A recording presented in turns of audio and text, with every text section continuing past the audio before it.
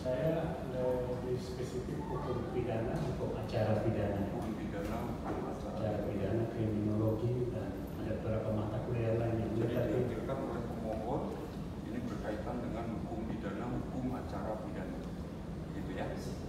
Baik, ini ahli ya, jadi saudara sebagai ahli tentu sudah berpengalaman ya ini berikan pendapat-pendapat yang memang sesuai dengan pengetahuan dari saudara. Ya. Saya kira demikian ya, untuk meningkat bisa dimulai apa yang terjadi dari saksi dari ahli ini. Terima kasih Hakim Peradilan yang kami hormati, tim kuasa hukum termohon peradilan yang kami hormati, dan sidang yang kami muliakan. Saudara ahli, terkait dengan permohonan peradilan yang kami ajukan sebagai pemohon, ada beberapa pertanyaan yang akan kami ajukan kepada ahli. Yang pertama, tolong ahli jelaskan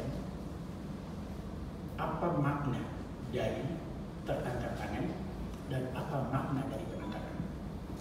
Tolong dijelaskan. Ya, dalam kuhap itu secara garis besar tertangkap tangan itu artinya ada setidaknya ada 4 parameter terkait dengan tertangkap tangan itu. Yang pertama, tertangkapnya seseorang ketika dia sedang melakukan tindak pidana. Kemudian yang kedua, ketika beberapa saat kemudian setelah terjadinya peristiwa pidana yang dia lakukan. Yang ketiga, beberapa saat kemudian setelah diserukan oleh halayak umum. Dan yang keempat, beberapa saat kemudian setelah ditemukan pada dirinya barang bukti. Itu pengertian tertangkap tangan itu. Sementara penangkapan tadi, intinya bahwa penangkapan itu tindakan penyidik ya, untuk mengekang untuk sementara waktu ya seorang tersangka atau terdakwa ya untuk kepentingan penyidikan. Baik, ahli. Berdasarkan penjelasan ahli tadi, pendapat ahli tadi bahwa ada tertangkap tangan dan penangkapan itu ada perbedaannya. Nah, kemudian yang kami ingin tanyakan, kalau kemudian seseorang ditangkap oleh kepolisian atau oleh termohon dalam perkara ini, di saat dia kemudian melakukan penangkapan, dia sudah meletakkan status daripada orang yang ditangkap atau pemohon peradilan itu adalah sebagai tersangka. Statusnya itu disebutkan dalam surat perintah penangkapan bahwa dia adalah tersangka, ditangkap untuk kepentingan pemeriksaan. Pertanyaan kami, kalau dalam surat perintah penangkapan sudah ditentukan status tersangka, maka apakah perbuatan atau tindakan dari termohon kepada pemohon itu terkualifikasi sebagai penangkapan ataukah sebagai tertangkap tangan? Mohon pendapatnya. Jadi kalau orang itu ditangkap sudah dalam status sebagai tersangka, berarti kan bukan tertangkap tangan namanya, ya. Karena tertangkap tangan itu menurut KUHP kan yang bisa ditangkap itu kan ada 2 tadi, tersangka atau terdakwa. Dan ada prosedur penangkapan itu, antara lain harus ada surat perintah penangkapan, harus ada surat tugas penangkapan, ya kan? Nah, kecuali, KUHP itu ada kecuali dalam keadaan tertangkap tangan. Jadi kalau orang itu tertangkap tangan, tidak ada surat-surat tadi, tidak ada surat perintah penangkapan, tidak ada surat tugas. Jadi kalau kemudian orang itu ketika ditangkap sudah ada surat perintah penangkapan, yaitu artinya penangkapannya normal itu, bukan dalam keadaan dia tertangkap tangan. Karena tidak masuk akal kalau orang tertangkap tangan sudah ada surat perintah penangkapan. Baik, saudara, kami lanjutkan terkait dengan, jadi menurut Anda ketika ada surat penangkapan berarti itu tertangkap, penangkapan bukan tertangkap tangan. Oke ya, kita sependapat di sini ahli ya. Yang berikut ahli, kami ingin tanyakan kepada ahli, kalau pada saat petugas kepolisian melakukan penangkapan terhadap seseorang yang diduga melakukan tindak pidana, ada hal-hal apa saja yang harus dia penuhi? Atau prosedurnya seperti apa dia menangkap Kalau dalam sebentar Ali. ketika Sebentar belum selesai. Jadi petugas yang menangkap itu dia tidak berseragam kepolisian, tetapi berseragam preman. Kemudian dia melakukan penangkapan terhadap diri pemohon pra peradilan. Apa yang harus dipenuhi oleh anggota kepolisian yang melakukan penangkapan itu? Mohon penjelasannya. Memang penangkapan itu syaratnya bukan penyidik itu harus menggunakan baju kepolisian atau enggak, ya. Kan nggak mungkin orang mau ditangkap, polisi datang pakai baju polisi, kan pasti lari bukan orang yang mau ditangkap. Prakteknya itu kan biasa baju preman. Tapi masalahnya bukan di situ. Supaya penangkapan tadi bisa dilakukan dengan sesuai dengan prosedur KUHP, antara lain harus ada surat tugas, ya, harus ada surat perintah penangkapan. Orang yang menangkap itu memang yang ditugaskan. Jangan sampai di surat tugas yang ditugaskan si A, tapi yang tangkap si B. Kalau itu juga terjadi, berarti penangkapannya juga tidak sah. Karena dilakukan oleh orang yang tidak diperintahkan, kan? Nah, terus kemudian ketika melakukan penangkapan tadi wajib ditunjukkan surat tugas. Apalagi kalau tidak pakai baju seragam. Pakai baju seragam pun tetap tunjukin. Sebab banyak juga orang pakai baju polisi kan bisa dibuat-buat kan sekarang. Ditunjukkan surat tugas. Dilihat, ini saya misalnya perkenalkan saya A. Ini KTP saya, kartu anggota saya, surat tugas saya.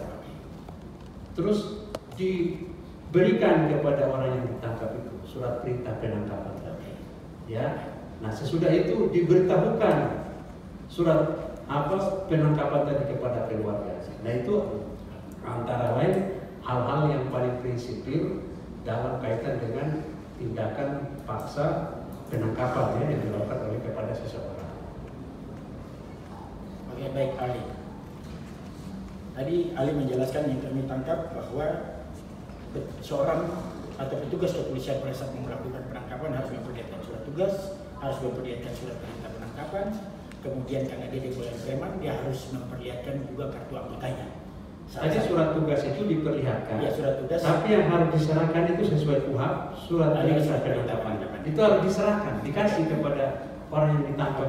Lalu kemudian tadi Ali bilang harus menjelaskan juga apa yang menjadi alasan. Ya tentu waktu penangkapan kan nanti harus ditunjukkan kan di surat perintahnya. Kan orang ditangkap itu dalam situasi yang dia nggak tahu apa-apa kan. Tiba-tiba dia datang, dia dalam kondisi lagi duduk-duduk, didatangi mau ditangkap, kan bingung dia ya. Dijelasin, ini kami dari kepolisian ini, kami izin, ini surat tugasnya, ini surat perintahnya, ini saya yang akan menangkap Bapak sesuai surat perintah. Terus Bapak ini mau ditangkap dalam kaitan dengan perkara pidana ini, dan pelapornya ini, kasusnya ini, itu harus dijelaskan. Baik, supaya nanti orang itu tahu untuk apa dia ditangkap ini kan. Terima kasih Ali. Kalau seandainya, katakan saja, pada saat melakukan penangkapan tadi, hal-hal yang tadi ahli katakan, ada kriteria yang harus dipenuhi, ternyata itu tidak dilakukan. Tidak dilakukan artinya surat tugas tidak diperlihatkan, surat perintah penangkapan tidak diperlihatkan, tidak dipublikasi kepada orang yang ditangkap atau pemohon pra peradilan ini. Kemudian tidak ada uraian atau alasan kenapa dia ditangkap dan dia diduga melakukan tindak pidana apa. Nah, kalau kemudian ternyata petugas kepolisian melakukan penangkapan dan tidak melakukan hal-hal seperti ini, apakah bagaimana pendapat Ali, apakah penangkapan itu sah ataukah tidak sah? Mohon pendapatnya. Kalau itu ternyata seperti itu faktanya, maka penangkapan itu bisa dikualifikasi sebagai suatu penangkapan yang cacat prosedur, tidak sah ya, dan kemudian kan itu bisa menjadi alasan untuk diajukan pra peradilan. Oke, baik Ali. Kami sedikit membaca, mohon izin Pak Hakim pra peradilan, membaca jawaban dari termohon pra peradilan terkait dengan penangkapan, bahwa termohon pra peradilan berdalih bahwa yang dia lakukan itu adalah sebuah diskresi dan dia mengacu kepada Undang-Undang Kepolisian pasal 18. Kalau saya nggak salah dari pasal 18 itu adalah seorang pejabat kepolisian dalam hal menjalankan tugas dan kewajibannya, dia dapat mengambil tindakan sendiri menurut penilaiannya sendiri. Pertanyaan kami, apakah dibenarkan penangkapan yang dilakukan oleh termohon pra-peradilan terhadap pemohon pra-peradilan dengan alasan diskresi itu dibenarkan atau tidak, dan di mana dasar hukumnya kalau ada? Mohon pendapatnya. Sepengetahuan saya ya, selama saya belajar hukum, belum pernah menemukan ada tindakan penangkapan itu dilakukan dengan alasan diskresi. Sebab kenapa? Penangkapan itu kan salah satu jenis upaya paksa yang dilakukan oleh dalam konteks pendidikan oleh pendidik. Tadi kan pengertiannya tadi kan mengekang untuk sementara hak asasi seseorang. Jadi artinya KUHP itu memang kan sudah memberikan rambu-rambu kan, batasan-batasan yang harus dipenuhi, wajib hukumnya oleh siapa? Oleh petugas yang menangkap tadi, untuk kemudian itu menjadi syarat-syarat yang harus dilakukan. Jadi tidak bisa keluar dari itu. Ya, hukum menangkap itu menegakkan hukum berkaitan dengan perampasan hak asasi seseorang, apalagi hukum acara pidana. Ya, jadi tidak bisa menghindari diskresi, tidak bisa. Nanti kalau diskresi semua orang bisa ditangkap, ya kan? Tidak ada surat perintah, ya, nggak ada yang tersangka ditangkap aja. Alasannya diskresi. Diskresi itu nggak seperti itu. Diskresi itu lalu lintas, ya, lampu merah, mestinya mobil berhenti, polisi lihat jalur ini kosong, ya, suruh jalan. Padahal di sebelah lampu hijau, mestinya jalan, disuruh berhenti. Itu mungkin seperti itu bisa dimaklumi, tidak melanggar hak asasi orang. Tapi kalau orang ditangkap, dampaknya serius, banyak aspek itu. Ada aspek hukum, aspek sosial, ya. Apalagi kalau di tempat keramaian kan, orang ditangkap tanpa ada surat perintah, misalnya diskresi kan, itu pelanggarannya serius itu kan.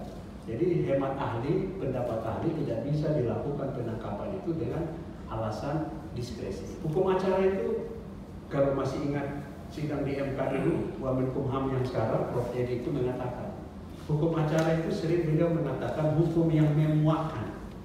Karena apa? Prosedur. Ya, mau bikin ini harus ada ini, harus ada syaratnya ini, harus ada surat tugas, harus ada surat perintah. Memang itu kan bicara soal perampasan hak orang. Ya, jadi memang terikat dengan prosedur-prosedur. Begitulah memang aturannya kan. Baik, alih sedikit. Karena kami telah mohon izin dari Hakim pra-peradilan tadi, di sini ada jawaban dari termohon pra-peradilan halaman 15 pada butir 7. Dikatakan begini. Termohon melakukan tindakan diskresi kepolisian dengan membawa pemohon ke Polres Metro Jakarta Pusat untuk dimintai keterangannya sebagai saksi. Perlu diketahui, diskresi kepolisian adalah wewenang yang dimiliki anggota kepolisian untuk mengambil keputusan dalam kondisi tertentu berdasarkan keyakinan dan pertimbangan pribadi. Tindakan diskresi kepolisian yang dilakukan oleh termohon bukan dilakukan atas dasar kesewenang-wenangan, melainkan dilakukan atas mandat yang diberikan dalam pasal 18 Undang-Undang Nomor 2 Tahun 2002 tentang Kepolisian Negara Republik Indonesia. Pertanyaan kami ahli terkait dengan alasan tadi diskresi yang dimaksudkan. Kebetulan kami ini basicnya tata negara ahli ya. Jadi kami paham apa itu diskresi. Diskresi itu dalam lapangan hukum tata negara.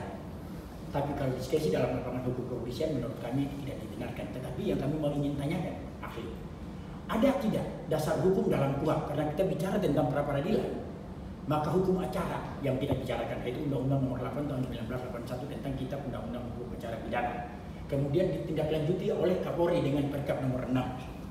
Ahli ya, artinya itulah ketentuan atau dasar hukum melaksanakan ketentuan hukum acara dalam penegakan hukum terkait dengan acara. Pertanyaan kami, diskresi ada diatur dalam KUHP atau tidak? Menurut pendapat ahli? Setahu saya, mudah-mudahan saya nggak keliru, saya belum pernah nemu ya ada term istilah diskresi itu dalam KUHP. Baik. Artinya kami mohon ketegasan dari ahli, kalau kemudian termohon pra-peradilan menangkap pemohon pra-peradilan dengan alasan diskresi itu dibenarkan menurut KUHP atau tidak? Hemat saya tidak bisa Tidak ada. Baik, terima kasih ahli. Yang berikut ahli, kami ingin pendapat ahli terkait dengan ada fakta hukum yang sudah terungkap dalam persidangan, yaitu tindakan kepolisian yang dilakukan oleh termohon terhadap pemohon pra-peradilan itu diawali dengan laporan polisi tanggal 6 Februari 2025. Kemudian ahli termohon pra-peradilan menangkap pemohon pra-peradilan di jam 1. Jadi kalau kita prediksi laporan polisi mungkin dibuat di jam 10 pagi, mungkin di antara jam itu sampai 10 sampai dengan jam 9 sampai jam 10 atau jam 11. Kemudian penangkapan yang dilakukan oleh termohon kepada pemohon pra-peradilan itu di jam kurang lebih jam 1 dengan surat perintah penangkapan dengan status sebagai tersangka tadi.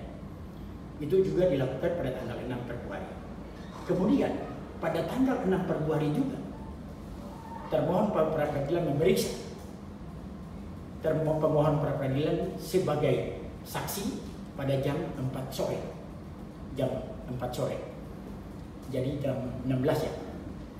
Kemudian setelah diperiksa sebagai saksi pada jam 10 malam tanggal 6 juga termohon pra-peradilan memeriksa pemohon pra-peradilan sebagai tersangka. Pertanyaan kami, mana yang lebih dahulu dilakukan? Apakah pemeriksaan sebagai saksi, kemudian ada pemeriksaan sebagai tersangka, baru kemudian ada gelar perkara dan seterusnya sampai ada penetapan tersangka, baru kemudian ada penangkapan? Ataukah penangkapan lebih dahulu? Nah, hal yang terjadi sebagai fakta hukum ini menurut ahli, tindakan kepolisian yang dilakukan oleh termohon pra-peradilan yang menangkap terlebih dahulu dengan status tersangka, baru diperiksa sebagai saksi, kemudian baru diperiksa sebagai tersangka, kemudian gelar perkara pada tanggal yang sama juga tanggal 6 Februari, kemudian menetapkan tersangka juga pada tanggal 6 Februari, bahkan SPDP surat perintah dimulainya penyidikan disampaikan kepada Kejaksaan Negeri Jakarta Pusat juga pada tanggal 6 Februari. Pertanyaan kami, pekerjaan dari termohon pra-peradilan yang super kilat seperti ini, menurut pendapat ahli bagaimana? Mohon pendapatnya. Kalau dari ilustrasi tadi yang disampaikan, kan tadi di awal saya sudah menjelaskan apa itu penangkapan. Ya, penangkapan tadi kan ada dua tadi kan, tertangkap tangan. Ya, kalau tertangkap tangan tadi kan dia belum berstatus tersangka atau terdakwa. Ada model yang kedua yang ditangkap itu tersangka atau terdakwa. Nah, saya bisa menjelaskan begini. Berarti kalau yang model yang terakhir ini itu kan berarti ada laporan polisi. Kalau tertangkap tangan kan nggak ada laporan polisi. Ya, model yang terakhir kan berarti ada laporan polisi, ada penyidikan, sehingga kemudian atas dasar penyidikan dia ditetapkan sebagai tersangka. Nah, setelah itu baru nanti dia bisa ditangkap sebagai tersangka. Kalau cerita tadi ketika ditangkap sudah tersangka, terus kemudian setelah itu diperiksa sebagai saksi, itu kayaknya agak kurang masuk akal itu ya. Kan waktu ditangkap sudah tersangka, setelah ditangkap diperiksa kan biasanya jadi sebagai tersangka kan. Tapi kalau setelah ditangkap diperiksa sebagai saksi, hemat saya itu kekeluaran yang besar itu. Ya. Nah, terus kemudian begini, yang perlu dicermati juga, ketika orang ditangkap tadi sebagai tersangka, ya, berarti kan sebelumnya ditetapkan sebagai tersangka, ditetapkan dalam proses penyidikan tentunya. Nah, itu nanti harus dicek juga, kira-kira prosedur dalam penetapan dia sebagai tersangka itu sudah ditempuh atau tidak, ya, antara lain terpenuhi minimum 2 alat bukti. Itu putusan MK, termasuk memeriksa calon tersangka. Ya, di Perkap nomor 6 2019 Perkap Kapolri didukung dengan barang bukti. Ya, jadi kalau orang itu ditangkap sebagai tersangka, ya, tapi sebelumnya tidak pernah diperiksa sebagai calon tersangka dalam pasal MK, putusan MK-nya, berarti itu kan ada prosedur yang keliru di situ kan. Bisa dianggap penetapan tersangkanya itu ada yang tidak beres kan. Kasus Peggy Setiawan yang di Bandung itu yang viral beberapa waktu lalu, itu kan pra-peradilannya dikabulkan karena Peggy itu ditetapkan sebagai tersangka, ditangkap, tapi belum pernah diperiksa sebagai calon tersangka. Sebetulnya bahasanya kan diperiksa sebagai saksi, di BAP kan nggak ada calon tersangka. Tapi bahasa yang mungkin lebih agak biar spesifik kepada yang nanti calon tersangka itu dibilang calon tersangka. Karena itu tidak dilakukan oleh penyidik di daerah Polda Jabar itu, kemudian kan itulah yang diperhatikan dan dikabulkan kan. Nah, jadi jawaban saya begitu, kalau orang sudah ditangkap sebagai tersangka, logisnya kan berarti harus diperiksa sebagai tersangka. Kalau diperiksa sebagai saksi, ya berarti waktu ditangkap itu bukan tersangka namanya itu kan. Oke, baik ahli. Kami mohon ketegasannya. Artinya tadi ahli ada penangkapan terlebih dulu, baru kemudian ada pemeriksaan sebagai saksi, baru kemudian ada pemeriksaan sebagai tersangka, baru kemudian ada gelar perkara, baru kemudian SPDP. Semua dilakukan di tanggal 6. Ahli tadi sudah menegaskan bahwa kalau kemudian ternyata ditangkap sebagai tersangka baru diperiksa sebagai saksi, ini kekeliruan.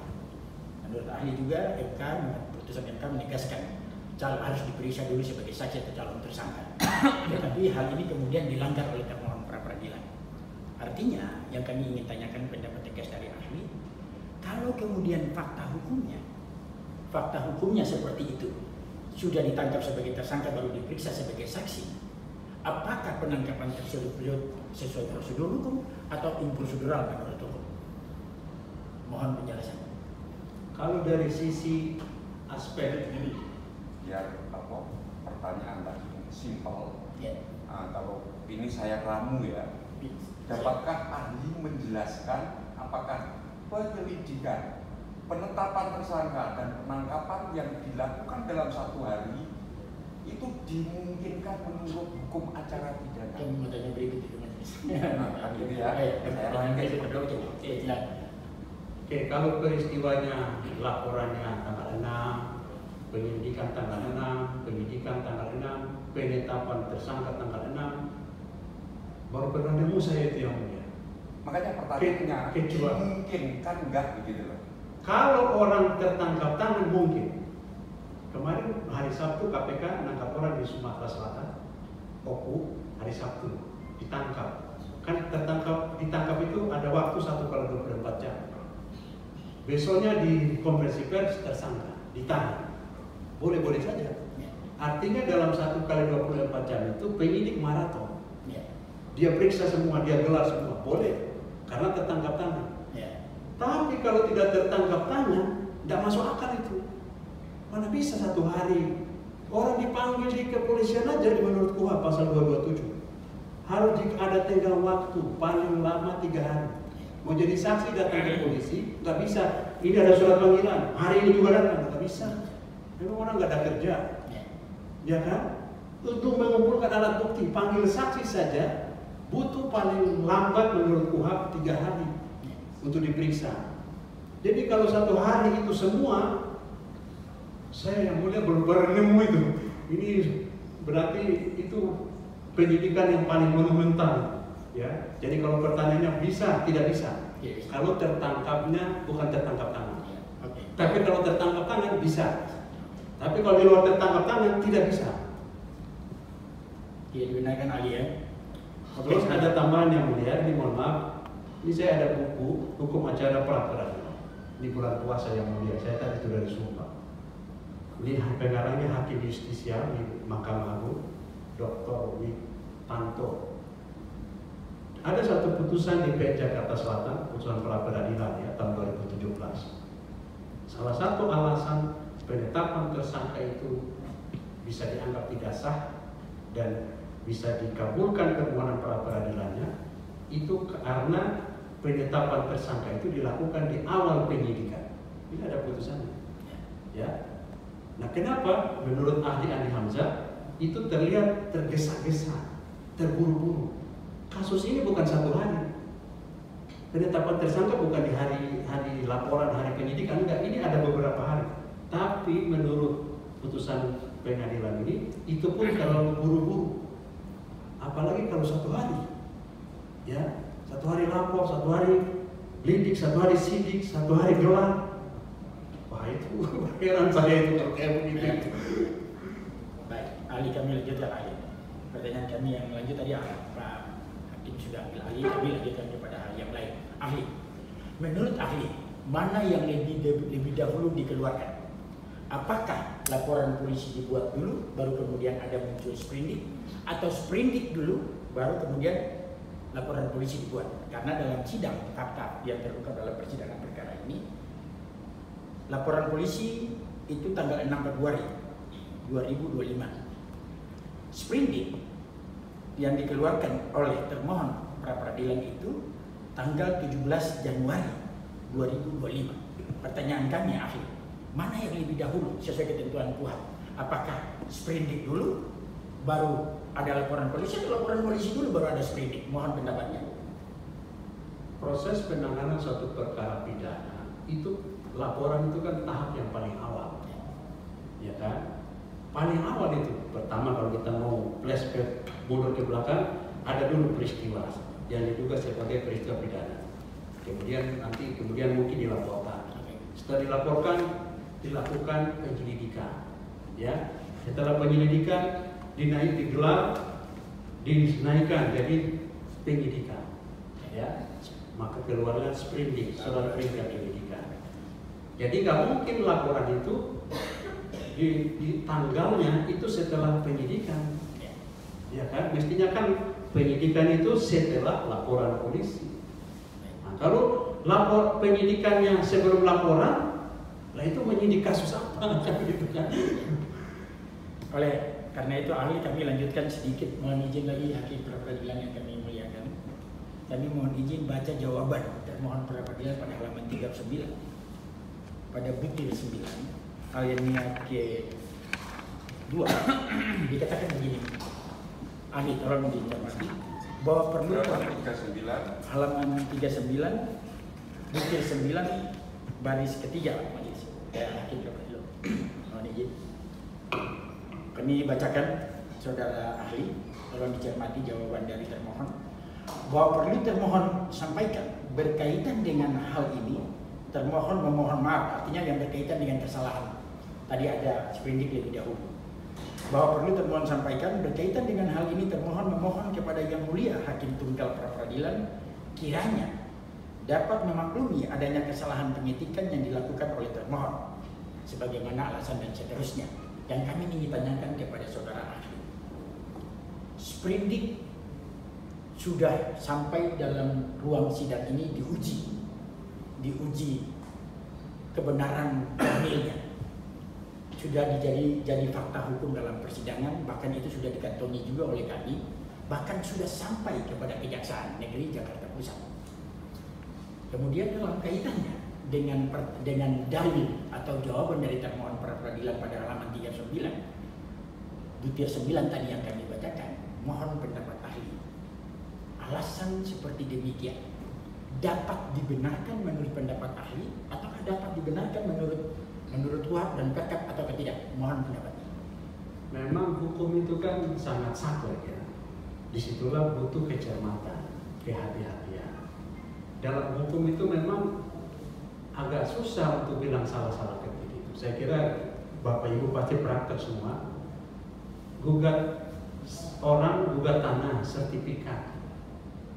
Salah ketik aja nomor, mestinya 52 tulis 51. Pasti nggak bisa dieksekusi. Non executable itu. Karena objeknya nggak sesuai dengan amar putusan. Itu padahal hanya salah satu huruf dari 52 ke 51. Jadi tidak bisa dianggap remeh itu soal-soal salah kata, salah angka.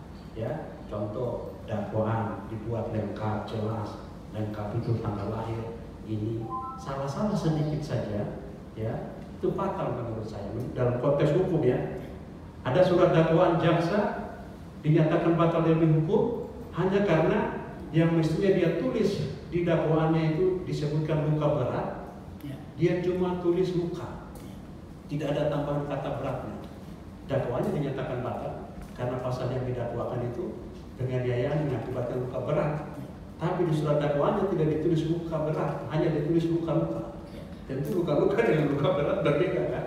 Nah itu maksudnya dampaknya cukup serius ya, kesalahan-kesalahan dalam konteks proses hukum ya. Kalau di luar mungkin ya, tapi kalau sudah dalam meja persidangan nggak bisa dianggap remeh yang begitu-begitu kan? Oke, baik. Artinya mohon ketegasannya ahli, alasan dari termohon itu menurut ahli tidak dibenarkan. Memang saya tidak bisa dibenarkan. Baik. Ahli, ada sedikit angka toleransi dalam hal pengetikan. Kalau kita bicara dalam dunia praktek, angka toleransi itu misalnya begini. Saya janji orang jam 13.00.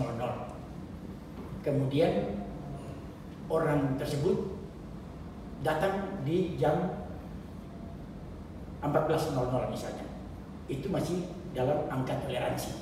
Tetapi kalau kemudian janji orang kemudian jam 1 datang kemudian 5 jam kemudian, itu tidak termasuk dalam angka toleransi. Supaya alasan daripada termohon pra peradilan ini kita menilainya dari segi angka toleransi karena kesalahan pendidikan, kami mohon pendapatnya ahli. Di sini di jawabannya termohon ditegaskan bahwa semestinya yang dia ketik itu adalah 6 Februari 2025. Sehingga kita benturkan ini dengan angka toleransi di dalam hukum. Ada tanggal 6 Februari diketik 17 tanggal 6 Februari ketiknya tanggal 17 Januari, tetapi yang sebenarnya 6 Februari. Artinya dari sisi tanggal ada 2 digit, kemudian dibenarkan menjadi 1 digit. Kemudian dari sisi bulan seharusnya Februari diketik Januari. Nah, menurut ahli ada alasan pembenaran nggak untuk nilai angka toleransi sehingga kita bisa menerima sebagai sebuah alasan pemaaf bahwa ini adalah sebuah kesalahan pendidikan dan ini bisa diterima oleh hukum. Menurut ahli bagaimana? Mohon pendapat. Ya, sebetulnya kalau menurut saya tadi kan saya udah jelasin ya bahwa dalam hukum itu kan sangat saklek ya. Saya kasih contoh lain. Ada orang bikin surat gugatan ditulis surat gugatannya tanggal 5 Februari. Tapi surat kuasanya tanggal 7 Februari. Ya, di NO itu gugatannya. Ya kan? Artinya waktu dia mengajukan gugatan itu dia belum dapat surat kuasa. Itu ada jurisprudensi, saya ada bukunya. Sebetulnya itu pasti salah ketik. Pasti salah ketik itu. Gak mungkin kan orang bikin gugatan belum dapat surat kuasa kan? Gak mungkin itu kan? Jadi kemungkinan besar itu salah ketik. Tapi salah ketik dalam hukum serius itu, fatal itu kan? Gugatannya di NO. Nah, jadi jawaban saya begitu. Dalam konteks kayak tadi itu nanti menjadi penilaian majelis hakim. Pokoknya kalau saya nggak masuk pada wilayah toleransi lagi, yang jelas kalau itu faktanya salah ya salah sudah. Nggak bisa bicara toleransi lagi itu. Ya, seperti tadi ilustrasi saya tadi kan, dakwaan tulis cuma luka-luka, nggak ada berat. Pasti ngantuk lupa tulis. Nggak bisa ditolak ya ini yang masalah begitu. Pokoknya kalau sudah jadi fakta sidang, itulah fakta hukumnya yang dipedomani. Jadi nggak bisa alasan ini ada toleransi mungkin nggak bisa. Seperti tadi lah kan, surat gugatan tanggal 5 Januari, surat kuasa tanggal 7, diajukan dalam persidangan, dieksepsi sama tergugat, dikabulkan eksepsinya. Alasannya apa? Penggugat tidak punya legal standing mengajukan gugatan. Karena waktu dia mengajukan surat gugatan, dia belum mendapat surat kuasa. Itu salah ketik udah pasti. Tapi salah ketik itu tidak bisa ditolerir. Jadi kami menangkap ketegasan jawaban ahli bahwa kesalahan. Jadi bukan soal toleransi bukan. Ya, siapanya itu menjadi fakta, ya itulah apa adanya. Jadi tidak ada angka pembenarannya. Ya, apalagi kalau mau ditolerir misalnya tadi 217 dengan 6. Kan jauh itu angka kalau kita di keyboard ya. 1 dengan 7 kan jauh jaraknya. Kalau mungkin mestinya ketik 1 ternyata ketik 2, mungkin masih masuk akal. Jaringan salah. Tapi ini saya mestinya 6, tulis 7, ada 2 kali itu ketik itu. Kayaknya ya namanya manusia pasti salah-salah juga. Cuma logikanya kayaknya kok agak sulit itu kalau bilang salah ketik. Nah, kecuali tadi yang mestinya 1 diketik 2, karena 1 dengan angka 2 itu berdekatan memang. Ya mungkin nggak lihat atau gimana kan. Nah, tapi menurut hemat saya tidak bicara soal toleransi atau tidak. Ya, tapi sepanjang itu menjadi fakta hukum, fatal itu dan itu punya akibat hukum tentunya. Misalnya dalam konteks tadi penyidikan sprindik tanggal 17 Januari, laporan polisi tanggal 6 Februari. Kalau itu sudah menjadi fakta hukum, berarti memang terlihat sprindik itu dilakukan tidak didasarkan pada laporan polisi berarti. Baik, ada prosedur yang salah di situ. Oke, kami tangkap pendapat ahli jelaskan bahwa tidak ada nilai toleransi untuk alasan pemaaf dalam keadaan salah pendidikan sebagaimana dalil jawaban termohon pada halaman 39 tadi. Yang berikut ahli, kami ingin tanyakan terkait dengan tindakan kepolisian yang didasari pada laporan polisi polisi, kemudian didasari pada surat perintah penangkapan penahanan yang tadi sudah cacat prosedur menurut ahli dan tidak sah, kemudian masuk di penangkapan, penahanan. Penahanan yang didasari pada laporan polisi yang tadi super kilat itu 6 Februari tangkap, 6 Februari periksa, 6 Februari tersangka, 6 Februari kemudian titik gelar perkara, 6 Februari ditetapkan tersangka. Ya kan, walaupun sebelumnya sudah dilakukan penangkapan. Pertanyaan kami, ahli, kalau penahanan dilakukan berdasarkan sprindik dan laporan polisi tadi sprindiknya jelas ya, 17 Januari yang dimaksudkan sebenarnya 6 Februari. Kami ingin ketegasan pendapat ahli. Kalau kemudian penahanan dilakukan atas pemohon pra peradilan oleh termohon pra peradilan yang didasarkan pada penyidikan yang super kilat, ya kan, yang super kilat, yang super luar biasa. Bahkan kalau saya bilang ini penyidik Superman, kalau saya punya istilah.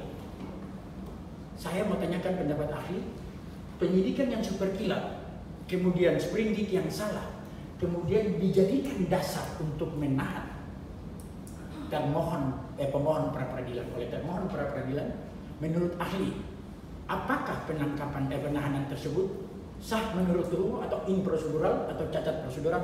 Mohon pendapatnya. Ya, kalau segala sesuatu yang timbul, yang lahir dari proses yang sudah salah, ini hukum berarti salah tuh berarti kan? Oke. Ya kan? Artinya kalau proses awalnya tadi cacat secara hukum, berarti segala akibat yang ditimbulkan dari proses yang cacat itu dihukum cacat dengan sendirinya. Artinya kalau penangkapan sudah cacat, Ya berarti penahanan juga cacat. tindakan sesudahnya itu cacat dengan semuanya, karena dasarnya udah cacat kan. Baik, ahli. Selanjutnya ahli kami mohon penjelasan terkait dengan penyitaan. Ahli, penyitaan yang dilakukan oleh termohon pra peradilan terhadap pemohon pra peradilan yaitu HP-nya. Karena ini kan orang lagi duduk di hotel, ditelepon suruh datang dari Kupang untuk katanya mau diperiksa sebagai saksi di KPK. Namun ternyata dikirim oleh orang yang namanya Yunus bersama-sama dengan kepolisian untuk datang ke hotel Oasis Anyer, lagi duduk-duduk, kemudian terjadi penangkapan yang tadi kita sudah bahas.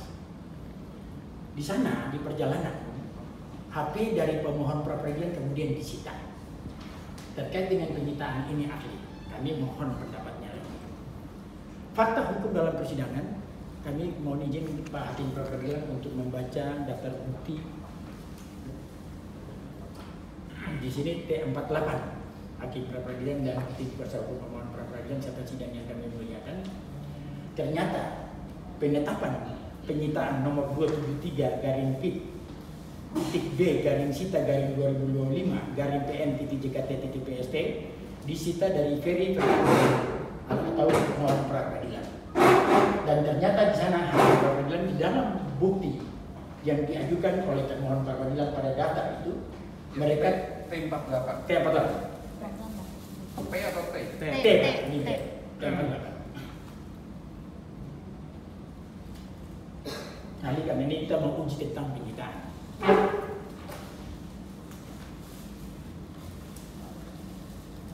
Ya, kan bisa mungkin biar Ini pasal kita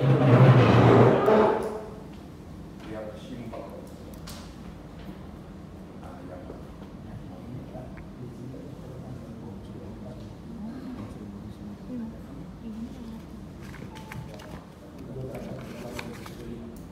Nah, yang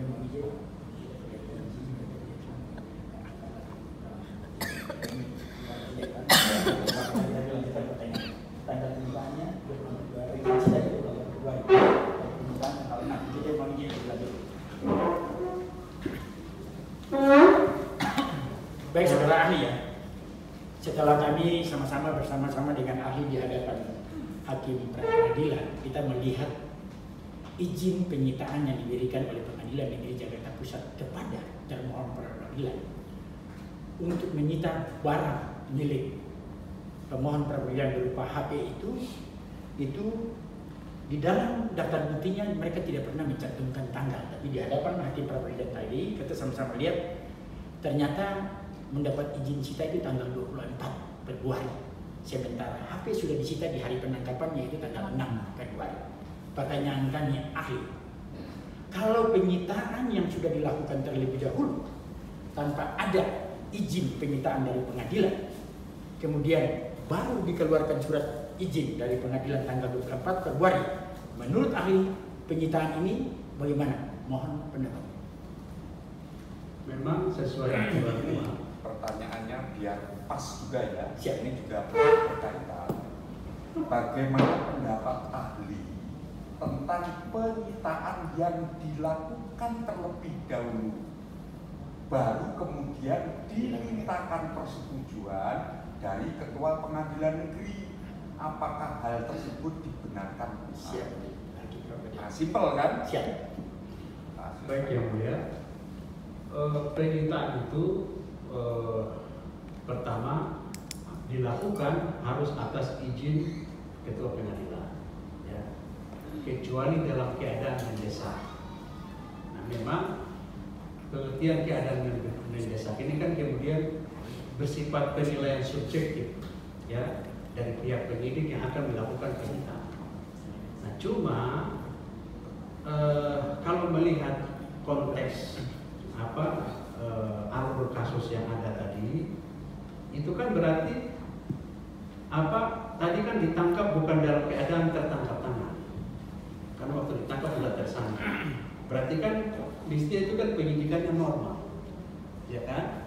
Nah, kalau penyidikannya normal, boleh nanti kemudian dilakukan penyitaan, tapi kan harus izin dulu ketua pengadilan. Nah, tapi kalau penangkapannya tidak dalam kondisi tertangkap tangan, dan dalam kondisi tidak tertangkap tangan, terus kemudian penyitaannya tidak atas dasar izin pengadilan, ya, saya berpendapat itu penyitaannya itu ada cacat di situ. Kecuali dia menyita dalam keadaan tertangkap tangan, kan dalam keadaan mendesak boleh, dalam keadaan mendesak bisa dilakukan penyitaan. Setelah penyitaan kemudian meminta persetujuan dari pengadilan. Itu jawaban saya. Siap, ahli. Kami lanjutkan sedikit terkait dengan penyitaan tadi. Dalam hal penyitaan yang dilakukan terlebih dahulu, baru kemudian dikeluarkan surat izin dari ketua pengadilan, ahli berpendapat tadi bahwa penyitaan itu tidak sah. Kami ingin tanyakan, kalau tindakan kepolisian untuk mengamankan barang HP ini menurut saya ini barang milik pribadi,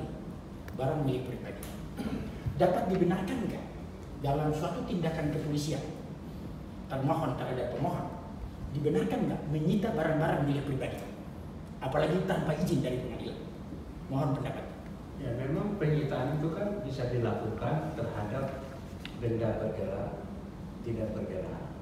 Tentu benda bergerak atau tidak bergerak kan pengertiannya luas. Ya. Hemat ahli, HP itu kan masuk dalam pengertian benda bergerak. Jadi kalau pertanyaannya bisa nggak disita HP, boleh saja, karena dia benda bergerak. Tentu nanti ada syaratnya, harus ada hubungannya dengan tindak pidana. Nggak bisa kan main sita aja kan, tetap kan ada syaratnya itu kan. Barang yang bisa disita itu apa? Hasil kejahatan antara lain. Dan yang poin terakhir itu yang ada hubungannya dengan tindak pidana. Cuma tadi harus ada syaratnya tadi. Dalam melakukan penyitaan tadi, kalau tidak dalam keadaan tertangkap tangan, menurut pendapat saya, mesti didahului dengan ada penetapan izin dari pengadilan.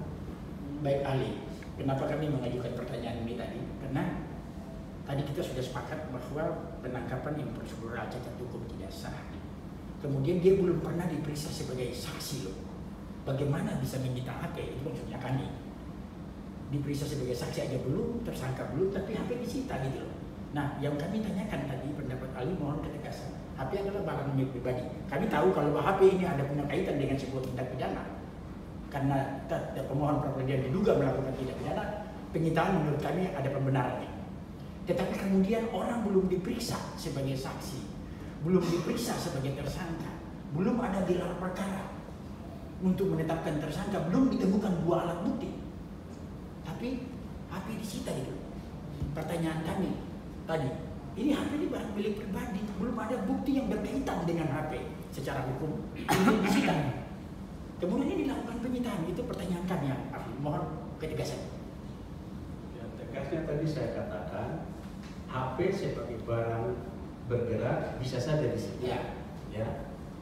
Cuma tadi kan, apakah prosedur penyitaannya itu sudah benar atau belum? Nah kalau nggak ada penyelidikan, terus tahu-tahu disita. Ya, penyitaan itu kan dalam proses penyidikan kan. Jadi kalau penyitaan di luar itu kan bukan penyitaan namanya itu. Ya, mungkin terminologi apa ya? Penyitaan itu kan terminologi hukum kan. Jadi kalau bukan sesuai prosedur, ya kasarnya bisa dibilang perampokan, perampasan kan. Karena kalau penyitaan itu istilah yuridis, istilah yang benar, istilah yuridis dibenarkan itu sepanjang prosedurnya dilalui. Oke, mohon izin Hakim pra peradilan, kami hadir dengan kondisi sakit. Ya, terima kasih. Yang sebelahnya nanti mau nanya juga atau? Jadi mohon izin untuk rekan-rekan yang nanti Ya, itu karena ambil aja. Ya, enggak maksudnya itu apa? Kalau Dua aja. dari sebelah sana mau nanya nanti disampaikan aja ke yang nomor 2. Siap, ya. Ya.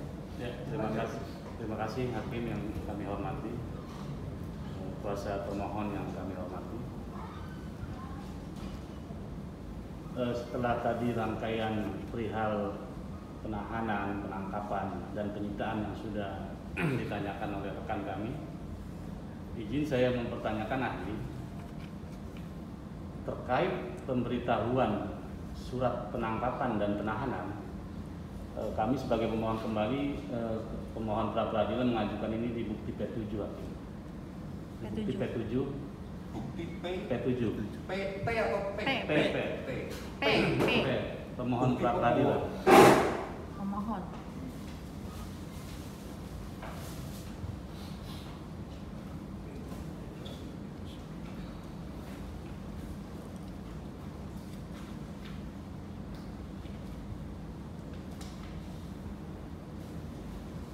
Ya, gimana? Ya. Bukti P7 izin ahli supaya melihat dulu. Pak Hakim pra peradilan, mohon izin aku minta air untuk minum boleh? Oh, silakan boleh. Ya. Ini di luar. Ya. Sudah sama kita jadi bisa buktikan.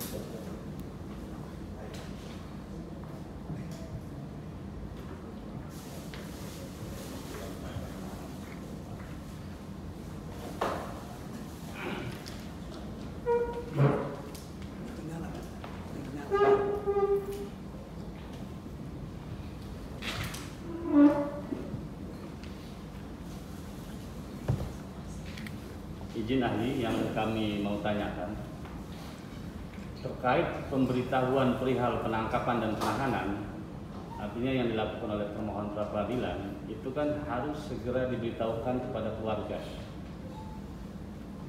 Karena keluarga pemohon pra peradilan ini itu beralamat di Kabupaten Rote, Nusa Tenggara Timur.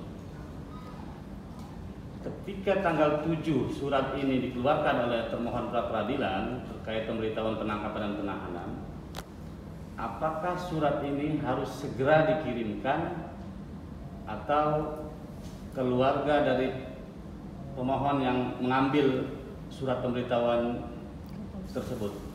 Izin pendapatnya ahli. Oke, kan perintahnya KUHP itu kan diberitahukan ya kepada pihak keluarga. Siapa yang memberitahukan? Penegak hukum, dalam konteks penyidikan penyidik yang memberitahukan. Ya. Jadi kalau pertanyaannya apakah datang diambil oleh keluarga atau diberitahukan, penyidik yang harus memberitahukan. Kenapa perlunya pemberitahuan? Supaya keluarganya itu tahu ini saudara saya lagi di mana. Ya kan, itu pentingnya pemberitahuan itu supaya keluarganya tahu ini orang gak pulang rumah karena ditangkap, lagi ditahan di kantor polisi. Jadi kalau nggak dikasih tahu, ya gimana mau tahu keluarganya? Jadi kalau pertanyaannya tadi siapa yang data, apakah dikirimkan ke kepolisian atau diambil oleh keluarga, harus dikirimkan oleh pihak kepolisian kepada keluarga. Jadi bukan keluarganya yang suruh datang ambil kan begitu. Ya, menurut ahli jadi kesimpulannya yang mengirimkan berkas tersebut adalah dari termohon pra peradilan.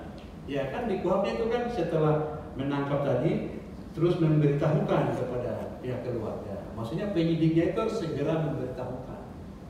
Baik. Bukan suruh keluarganya datang ambil. Ya, baik, saya lanjutkan ahli.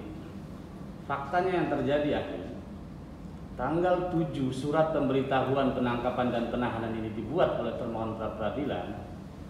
Pemohon pra-peradilan baru mendapatkan surat pemberitahuan tersebut ketika di tanggal 10 Februari keluarga dari pemohon pra-peradilan datang membesuk pemohon di kantor atau di Polres Metro Jakarta Pusat.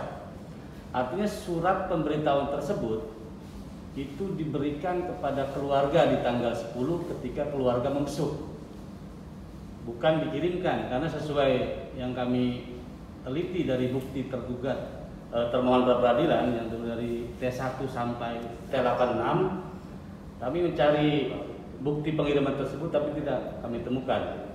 Artinya bagaimana menurut KUHP ketika pemberitahuan penangkapan dan penahanan tersebut diberikan kepada keluarga ketika keluarga membesuk pemohon, artinya bukan dikirimkan kepada pihak keluarga. Mohon pendapatnya. Ya, ini memang kan bisa menjadi perdebatan. Tapi kalau kita baca secara letterleh, ya, secara letterleh redaksional, di situ kan perintahnya diberitahukan. Berarti pihak penyidiklah yang mengirimkan kan, ya kan, yang mengirimkan surat itu kan. Ini kalau kita patokannya pada redaksinya kan, bukan keluarganya suruh datang itu ambil. Saya kalau berpedoman pada letterleh norma itu kewajiban penyidik untuk menyampaikan. Ya kalau perlu pos ya perlu pos supaya tidak miss ya. Tadi pertanyaannya kan apakah itu harus diberitahukan oleh termohon begitu ya? Nah terus ada pertanyaan lagi.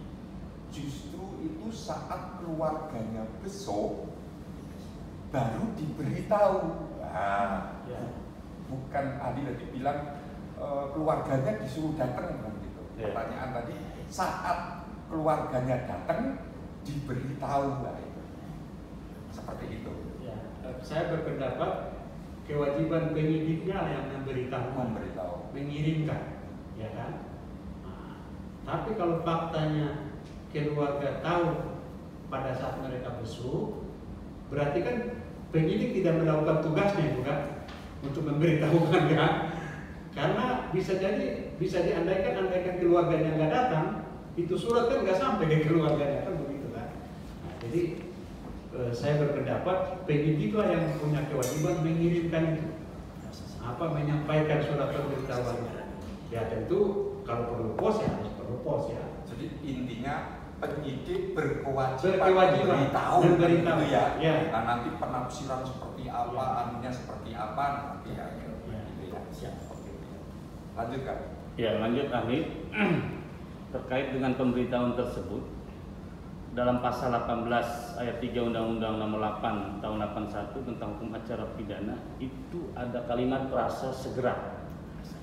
Prasa segera artinya kami minta pendapat ahli terkait dengan prasa segera.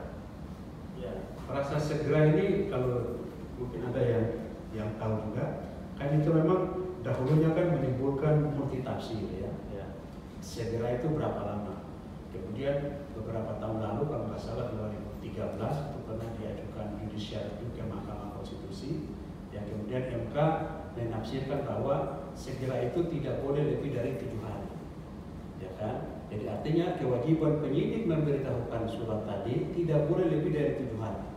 Jadi kalau lebih dari 7 hari ya berarti sudah dianggap pemberitahuan itu termasuk pemberitahuan yang cacat ya. Itu jawaban saya.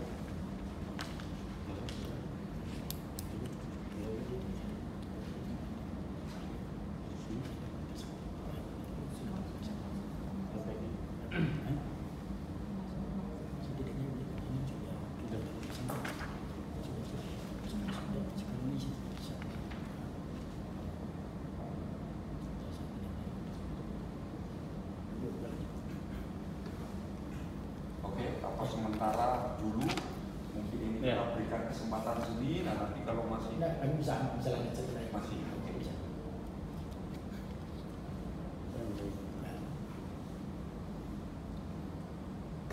Atau mungkin ahli kami Abdul Ayat ya. Bisa. Ahli kami ingin tanyakan tentang penetapan tersangka. tentang penetapan tersangka. Tolong ahli berikan pendapat dalam ruang sidang ini, penetapan tersangka itu mekanismenya, prosedurnya yang harus dilalui oleh termohon pra peradilan terhadap pemohon pra peradilan seperti apa? Pertama, tentu tahapannya kan kalau dari awal kan harus ada dugaan peristiwa pidana, ya, ada laporan, ada penyelidikan, naik penyidikan, sebelum sidik ada gelar, habis itu naik sidik. Nah, sidik disitulah penyidikan itu kan tujuannya untuk mengumpulkan bukti-bukti supaya menjadikan perkara menjadi terang benderang dan untuk menemukan tersangka. Ya, dalam proses penyidikan bukti-bukti dikumpulkan, kemudian dilakukan gelar dan kemudian menetapkan tersangka. Tapi sebelum tersangka itu ditetapkan, ya, tadi ada syarat lain, harus ada minimum 2 alat bukti. Minimum 2 alat bukti itu pada mulanya kan juga multitafsir, sehingga MK memutuskan bahwa minimum 2 alat bukti itu yang dimaksudkan di dalam pasal 184 KUH. Berarti 2 alat bukti itu apa? Ya, menurut saya, ya, ini kadang-kadang ada yang punya pandangan yang menurut saya mungkin agak keliru. Menurut saya, di dalam KUHP itu kan ada 5 alat bukti: keterangan saksi, keterangan ahli, surat, petunjuk, keterangan terdakwa. Tentu dalam proses penyidikan pasti hanya ada 3 alat bukti saja yang bisa didapat: keterangan saksi, keterangan ahli, surat. Gak mungkin di penyidikan itu dapat petunjuk sama terdakwa, gak mungkin. Keterangan terdakwa itu nanti di sidang. Kan bahasa kuhapnya keterangan terdakwa. Yang namanya terdakwa itu kalau sudah di persidangan, di penyidikan itu tersangka. Petunjuk itu punya yang mulia majelis hakim. Jadi kalau salah penyidik bilang ini berdasarkan bukti petunjuk, gak ada bukti petunjuk dalam penyidikan. Ya, nah dalam konteks tadi kan minimum 2 alat bukti tadi. Berarti tinggal dilihat. Tentu karena hanya ada 3 alat bukti dalam tahap penyidikan, berarti karena ketentuannya minimum 2 alat bukti, 2 di antara 3 ini kan berarti kan, apakah keterangan saksi dengan surat, atau keterangan saksi dengan ahli, atau surat dengan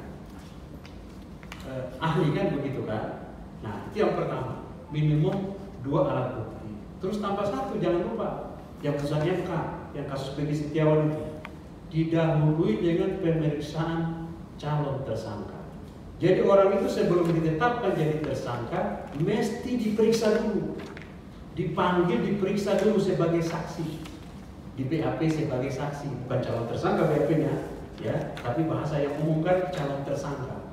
Untuk apa harus diperiksa? Menurut pertimbangan MK, supaya dia juga kan orang yang akan dijadikan tersangka, ya kan, mesti didengar juga versi dia, cerita yang dilaporkan ini benar apa enggak, dia punya argumen apa, itu yang harus mesti didengarkan juga. Disitulah ada perlindungan dari putusan MK itu. Ada satu lagi menurut Perkap tahun 2019 nomor 6, didukung dengan barang bukti. Jadi kalau penyidik hanya menetapkan tersangka berdasarkan minimum 2 alat bukti, oke, meskipun itu ada, tapi tidak didahului dengan pemeriksaan calon tersangka, itu juga menjadi bisa dikualifikasi sebagai dasar bahwa penetapan tersangka itu cacat hukum itu, karena tidak didahului dengan pemeriksaan calon tersangka. Baik, ahli yang kami tangkap tadi bahwa ahli tegaskan penetapan tersangka itu terjadi dalam gelar perkara ketika mau naik sidik, dengan harus memenuhi minimal 2 alat bukti. Kami sudah paham 2 alat bukti sama-sama ahli. Yang kami ingin tanyakan kepada ahli ini, fakta hukum yang terungkap dalam persidangan, laporan polisi tanggal 6, kemudian itu kalau laporan polisi kami prediksikan orang datang lapor polisi ya di jam 9, jam 10 lah, dibuat di Polres Jakarta Pusat.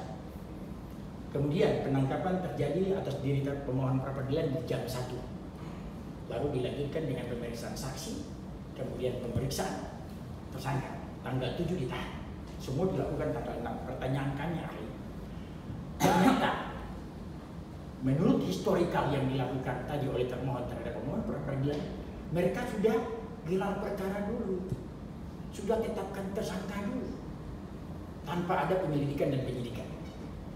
Artinya gelar perkara dilakukan tanggal 6. Bahkan menurut kami, mungkin kami prediksi di sekitar jam 11, jam 12, karena di dalam fakta sidang ini mereka tidak mengungkapkan itu secara jelas, apalagi tanggal-tanggalnya. Nah, yang kami ingin tanyakan kepada ahli, kalau ternyata gelar perkara sudah dilakukan terlebih dahulu, baru kemudian mereka melakukan penangkapan tanpa ada penyelidikan dan penyidikan. Menurut ahli, penetapan tersangka seperti demikian sah menurut hukum atau menurut ahli bagaimana? Mohon pendapat. Kalau seperti itu tidak sah, saya tentu punya penjelasannya, Ya. tidak asal ngomong ya. Tahapannya tadi kan setelah sudah ada penyidikan, dilakukan penyidikan, dipanggil saksi-saksi, termasuk calon tersangka diperiksa sebagai saksi. Setelah diperiksa semua, digelar lagi. Gelar untuk apa? Menentukan tersangkanya. Jadi sebelum orang ditetapkan tersangka itu melalui forum gelar perkara. Nah, sebelum gelar tadi ada panggil-panggil saksi tadi, termasuk calon tersangka tadi. Ya. Nah, setelah digelar sudah dipanggil saksi-saksi termasuk calon tersangka tadi, digelar menetapkan tersangka. Nah, baru orang itu bisa dikenakan upaya paksa sesuai KUHP. Kalau sudah jadi tersangka bisa ditangkap, bisa ditahan. Proses hukumnya nanti bisa lanjut ke pengadilan. Tapi kalau ditetapkan tersangka tanpa didahului dengan orang diperiksa sebagai calon tersangka, cacat itu berarti. Ya, berarti penetapan tersangka itu tidak sah. Oke, baik ahli. Itu salah satu alasan, tentu banyak alasan sebetulnya. Di buku ini ada banyak alasan. Alasan penetapan tersangka itu tidak sah. Tadi antara lain ahli sudah sampaikan, ditetapkan di awal penyidikan, tidak dilakukan dalam proses penyidikan. Di KPK pernah, ya, ditetapkan sebagai tersangka dalam proses penyelidikan. Di pra-peradilan kan kalah KPK. Terus didasarkan pada alat bukti yang cacat prosedur. Antara lain juga alat bukti yang dipakai itu diambil dari berkas perkara orang lain, nggak boleh. Ya, bisa jadi ada kasus A, tahu-tahu fakta-fakta alat bukti A ini dipakai untuk laporan polisi kasus B, itu nggak boleh, cacat juga itu. Nah, fakta tadi bisa tapi dipanggil untuk prosedur laporan si B tadi, jangan main caplok aja begitu. Itu antara lain, sebetulnya banyak sebetulnya ya. Tapi dalam konteks pertanyaan saudara penasihat hukum tadi, kalau dilakukan penetapan tersangka tanpa didahului dengan pemeriksaan calon tersangka, itu menjadi penetapan tersangka itu cacat hukum dan itu bisa menjadi alasan untuk diperadilankan dan bisa dikabulkan. Dan itu bukan pendapat pribadi saya, sudah ada jurisprudensinya itu. Sama juga yang mulia, saya di pengadilan Timur bulan September lalu, Polres Jakarta Timur, nanti bisa dicek, saya jadi ahli di sini. Dikabulkan peradilan karena tersangkanya ditetapkan tersangka tapi tidak pernah diperiksa sebagai saksi, sebagai calon tersangka. Itu dikabulkan itu di Timur itu. Oke, baik, ahli kami lanjutkan. Mohon izin lagi Pak Hakim Pra-Peradilan yang kami hormati, kami ingin membaca jawaban termohon pra-peradilan pada halaman 23 butir 19. 23. Hakim pra-peradilan. Mohon izin dibacakan, ahli, tolong disimak. Bahwa berdasarkan bukti-bukti tersebut ditemukan bukti permulaan. Bukti permulaan yang cukup dan bukti yang cukup sebagaimana ditentukan dalam pasal 1 angka 14, pasal 17 dan pasal 21 ayat 1 KUHP, sehingga ditemukan alat bukti sesuai pasal 184 KUHP berupa A. Keterangan saksi-saksi yang saling terkait, B. Keterangan ahli, C. Surat, D. Petunjuk, E. Keterangan terdakwa. Tadi ahli sudah sedikit stressing ya tentang dua alat bukti. Artinya dalam proses penyidikan, tadi penjelasan ahli, penyelidikan dan penyidikan, maka yang didapati oleh penyidik itu ansih adalah keterangan saksi, kemudian keterangan ahli, kemudian surat. Hal yang lain itu sudah di ruang persidangan. Pertanyaan kami ahli, di sini termohon pra-peradilan dengan tegas memberikan sedikit penekanan dengan aksentuasi bold, dihitamkan ya, bahwa dia mempunyai dua alat bukti, yaitu keterangan saksi-saksi yang terkait, dan kemudian di butir C surat. Kami memahami dan memaknai bahwa jawaban termohon terkait dengan dua alat bukti yang di bold itu adalah dua alat bukti yang mereka maksudkan. Pertanyaan kami ahli, dua alat bukti yang dimaksudkan oleh termohon pra peradilan pada halaman 23 bukti 19, yaitu keterangan saksi-saksi yang saling terkait dan keterangan surat. Pertanyaan kami adalah, kalau kemudian ternyata dua alat bukti itu tidak didahului dengan pemeriksaan, pemohon pra peradilan sebagai saksi, tidak didahului dengan penyelidikan, tidak didahului dengan penyidikan, hanya berpatokan pada keterangan saksi-saksi yang saling terkait, dan kemudian dihubungkan dengan surat. Menurut hemat kami, surat yang dimaksudkan di sini, kami sudah membaca jawaban dari para ahli, dari termohon pra peradilan, bahkan kami ketemu Kanit ahli. Sebelum kami mengajukan permohonan pra peradilan, kami sudah diskusi alot dengan Pak Kanit. Sebagai sesama aparatur penegak hukum, kami sampaikan, Pak Kanit, dalam konsep catur bangsa kita keluarga kembar dalam dua. Ada hakim, ada jaksa, ada polisi, ada kami adik bungsu. Sekiranya kami adik bungsu ini menemukan ada yang dilakukan kesalahan oleh kakak-kakak kita di atas ini, kita menyampaikan teguran dengan yang sifatnya prosedural lah, karena ada kesalahan prosedur. Oleh karena itu kami bilang bahwa kalau dalam kasus termohon pra peradilan menangkap pemohon pra peradilan tanpa ada penyelidikan, tanpa ada penyidikan, bahkan saksi, kami punya klien pemohon pra peradilan ini tinggal di Kupang sana, dia tidak pernah dipanggil dan diperiksa. Tetapi hebatnya dalam jawaban di sini, kalau kami menangkap jawaban termohon, mereka hanya mengacu kepada keterangan saksi-saksi yang saling kait-mengkait. Surat klien kami sama sekali tidak melakukan apa-apa dengan dokumen foto undangan KPK bodong itu. Klien kami tidak tahu menahu. Pertanyaan kami ahli, bisakah pemohon pra peradilan menetapkan, dia tetapkan sebagai tersangka oleh termohon pra peradilan hanya dengan keterangan saksi-saksi yang saling kait-mengkait? Karena menurut kami surat di sini belum ada, karena belum ada pemeriksaan terhadap klien kami. Pemohon pra peradilan dalam perkara ini, mohon pendapat.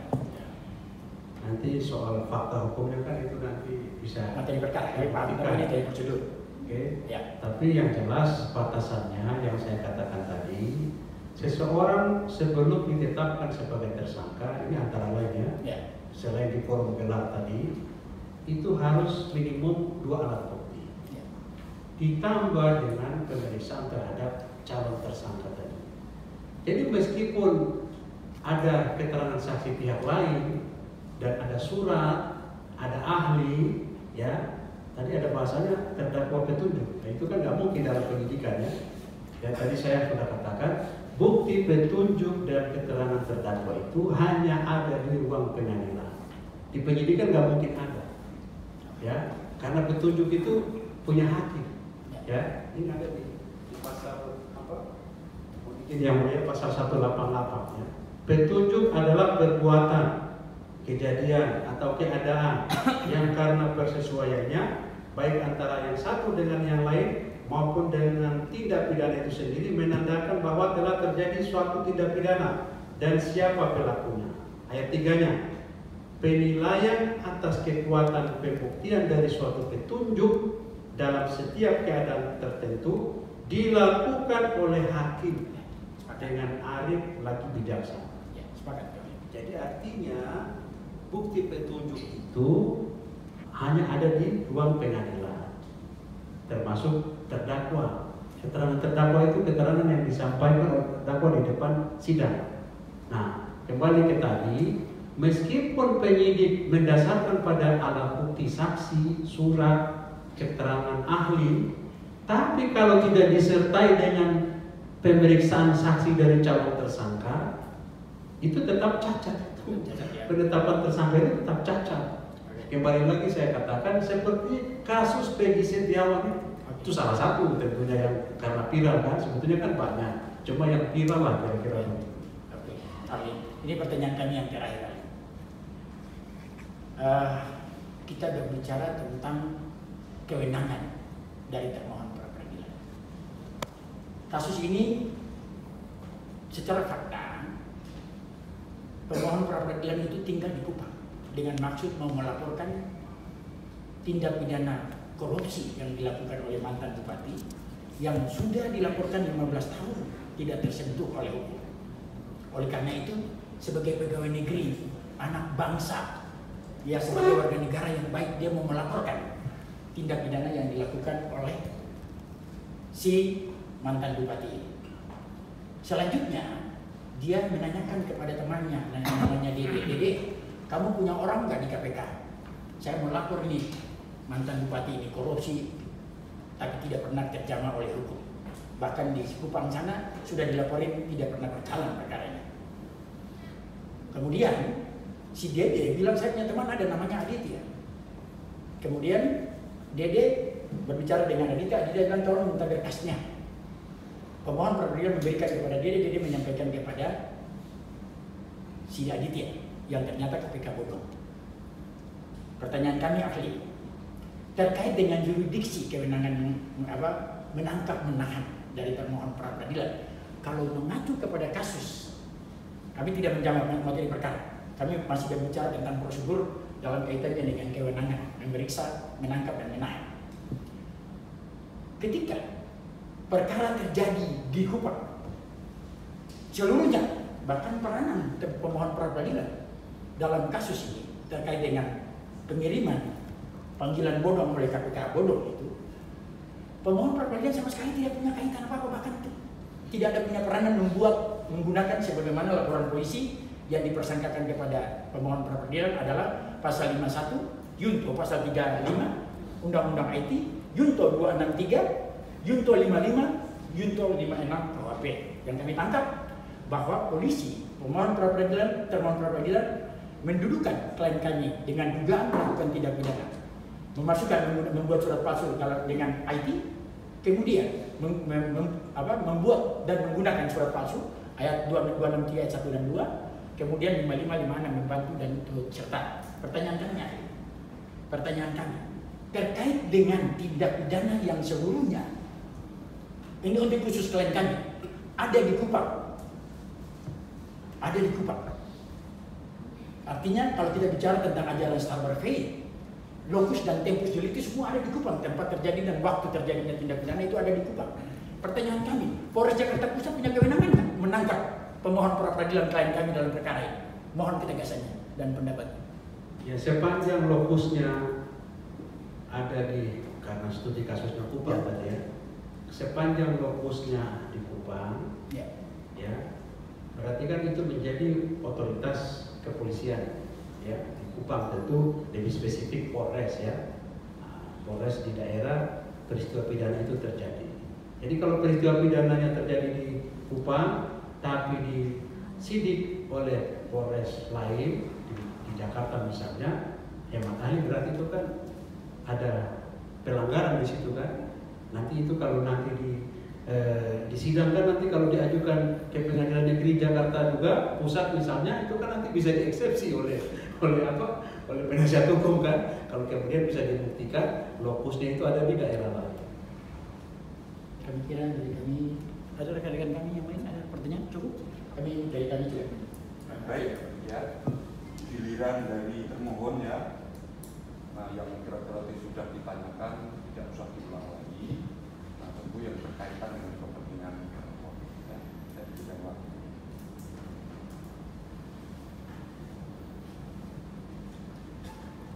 Terima kasih. Yang mulia rekan kuasa, Saudara Ali, saya akan simak dari jawaban kami di halaman 14.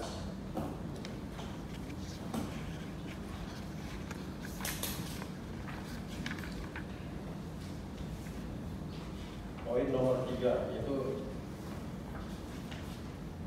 pasal 4, penyelidik adalah setiap pejabat polisi negara Republik Indonesia dan memenuhi di pasal 5 ayat 1 Poin berapa coba? di 14 halaman 14. Halaman 14. Ya.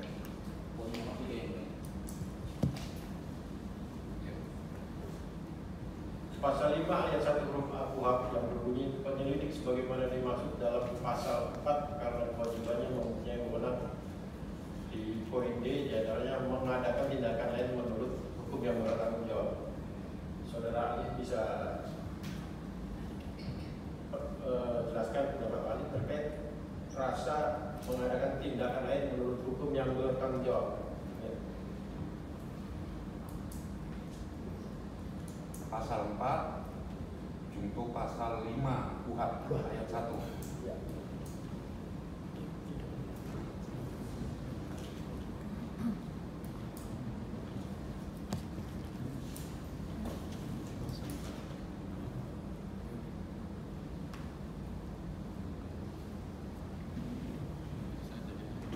Itu pertanyaannya. Ya. Oke.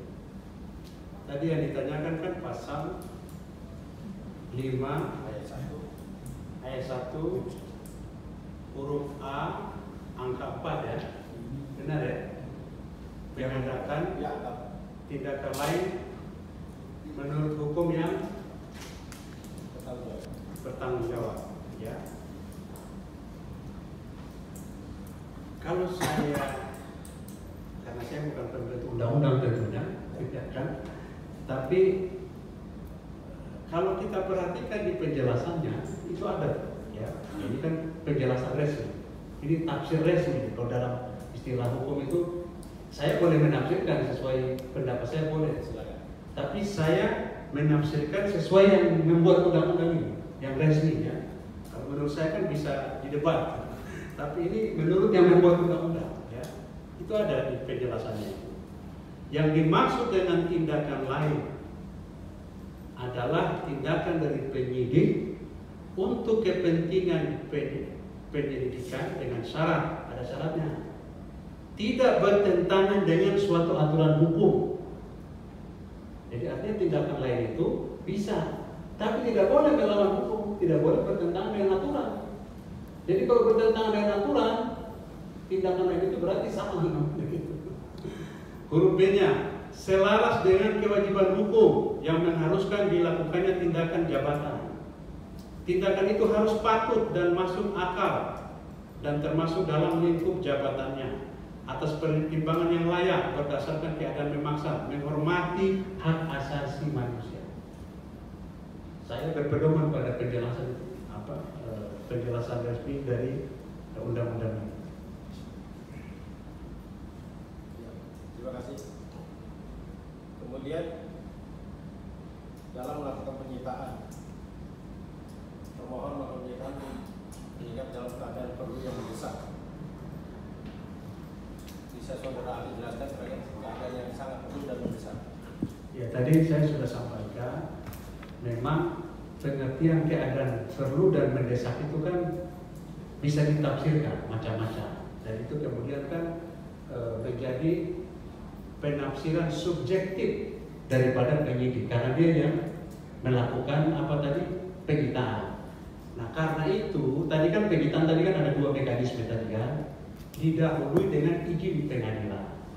Kenapa harus izin pengadilan? Nanti pengadilannya yang menilai kira-kira perlu nggak penyitaan. Nah, kalau dalam keadaan mendesak, tetap nanti minta persetujuan lagi ke pengadilan. Dalam praktek setahu saya, persetujuan pengadilan atas penyitaan yang sudah dilakukan sebelumnya, kadangkala ada yang disetujui, kadangkala ada yang ditolak. Dalam hal disetujui berarti penyitaan kan berlanjut tuh. Tapi kalau tidak dikabulkan permohonan atau izin penyitaan itu, maka barang yang disita itu kan dikembalikan. Ya, nah, itu jawaban saya begitu.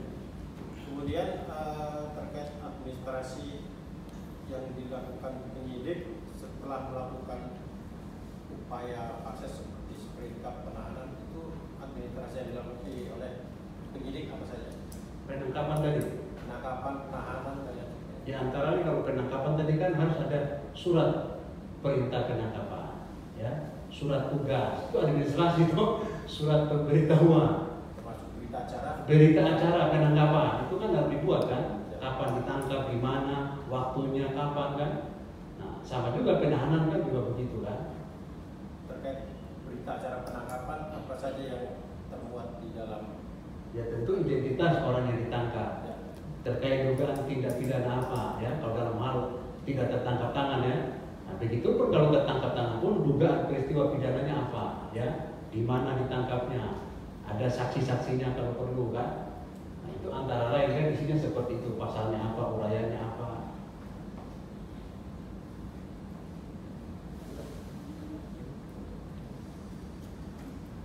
Kalau detailnya saya kira penyidikan pasti lebih paham di nomor administrasi penyidikan itu kan. Begini Pak. Ya.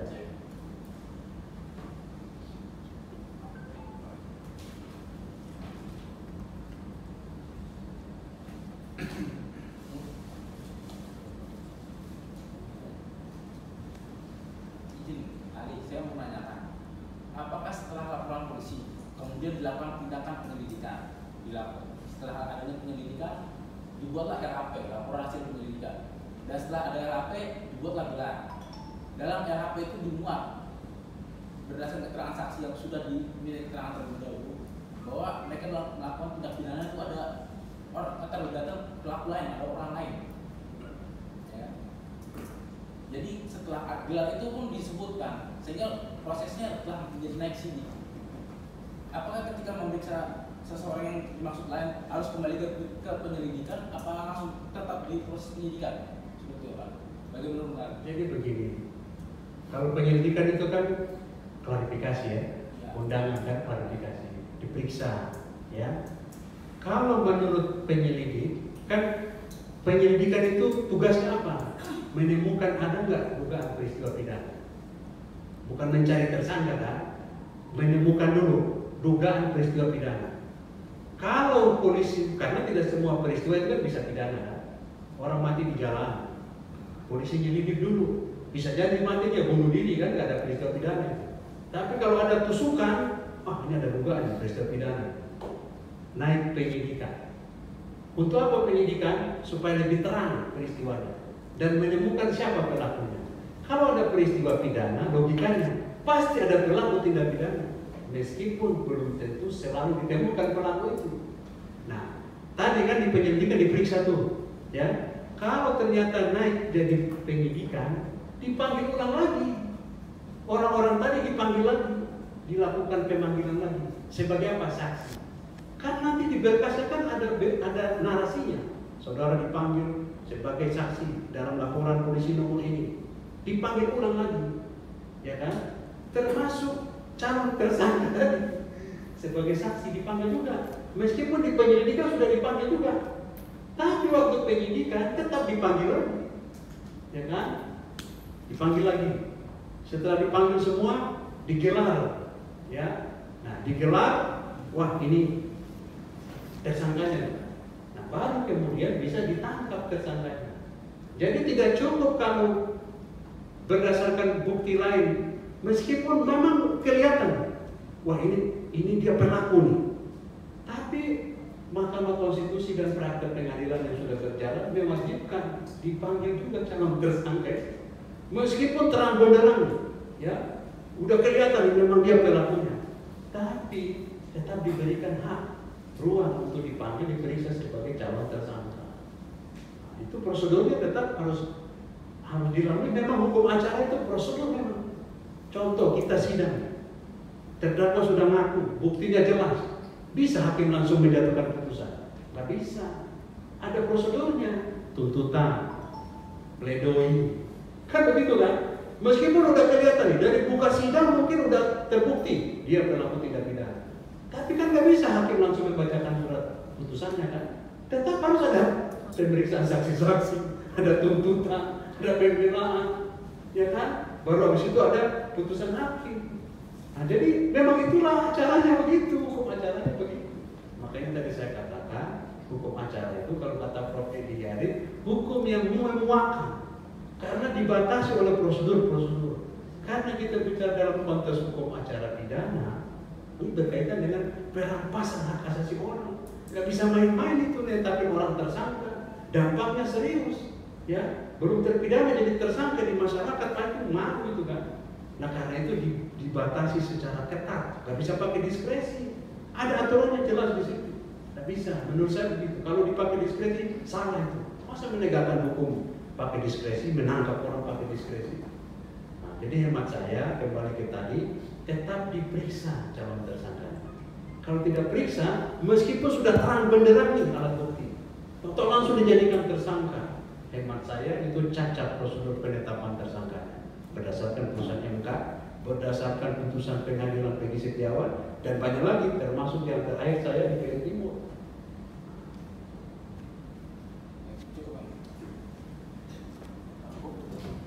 Baik. Jadi ahli ya, terima kasih sudah memberikan keterangan. Tadi sempat siapa pengarang buku itu? Ini hakim justisial mas, yang mulia. D.Y. Witanto. Bisa berkamal dengan saya. suka hobi merokok, merokok, hobi nulis. Jadi demikian ya. Terima kasih bisa menerima ke belakang. Selanjutnya kita giliran ke ahli termohon. Baik, silakan.